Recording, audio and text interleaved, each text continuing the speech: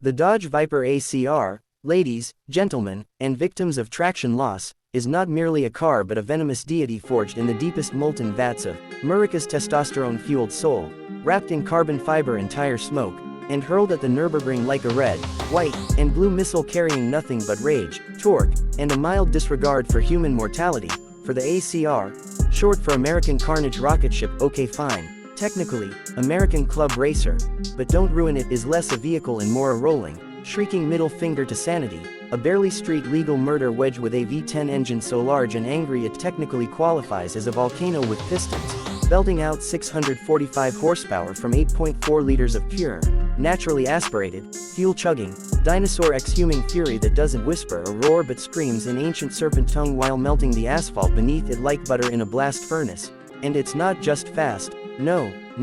it defies velocity, it eats apexes for breakfast, red lines for lunch, and the concept of mercy for dinner. Its massive carbon rear wing bigger than your hopes and dreams combined, creating so much downforce at speed that NASA once accused it of stealing experimental flight data, while front dive planes in a splitter the size of a medieval war shield ensure that this thing sticks to the tarmac like a caffeinated gecko with unresolved anger issues. And the tires, oh god, the tires, Michelin Pilot Sport Cup 2S, wider than most country roads and grippier than a conspiracy theorist in a YouTube comments section, requiring heat, courage, and a casual acceptance of danger to even function, and yet when warmed up, they'll grip corners with such ferocity that reality itself starts to protest, with track records falling like overpriced lattes in a hurricane of redline wrath, because when the ACR hits a racetrack, everything else on four wheels develops abandonment issues, and yes, it has a manual transmission, because Dodge doesn't care about your paddle shifters, your CVTs, or your precious dual clutch nonsense.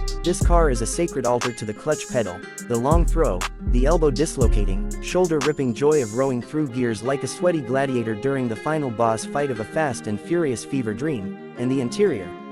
Spartan, brutal, magnificent, there is no infotainment, no massaging seats, no driver assistance beyond prayer, just two bucket seats that grip you tighter than your student loans and enough Alcantara to reupholster a small planet, because comfort is for cowards and air conditioning is just weight. And speaking of weight, the ACR went on such a diet that Dodge basically deleted anything that didn't contribute directly to cornering G-forces or national pride, including sound insulation, rear speakers, and your sense of self-preservation. And when it howls, because it doesn't simply rev, it lets loose a guttural V10 shriek that could summon demons, shatter glass, and make seasoned track instructors weep openly into their Sparkos. And yet, despite being born for racetracks and forged in engineering lunacy, the Viper ACR is technically road legal, though taking it on the street is like walking a nuclear warhead through a farmer's market. Thrilling, unnecessary, and mildly illegal in spirit, with every bump, rattle, and stare from Prius drivers reminding you that you're driving a car that prioritizes cornering speed over your dental fillings,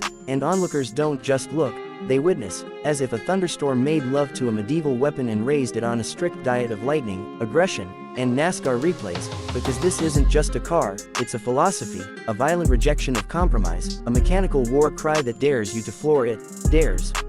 you to trail brake into turn 4, dares you to hold that slide just a little longer until you're face to face with your life insurance provider. And while most modern performance cars are curated, balanced, and algorithmically tuned to keep you safe while you sip your oat milk latte and chase Instagram likes, the Viper ACR doesn't give a damn about social media, resale value, or your fragile little ego. It exists to destroy lap times, eardrums, and occasionally its own driver, and it does so with such purity, such unfiltered madness, that you don't just drive the ACR, you sign a contract in tire smoke and tears, swearing allegiance to raw, analog violence and track day glory, knowing full well that one wrong move and the serpent strikes, snapping sideways with the ferocity of a caffeine-crazed cobra, because traction control,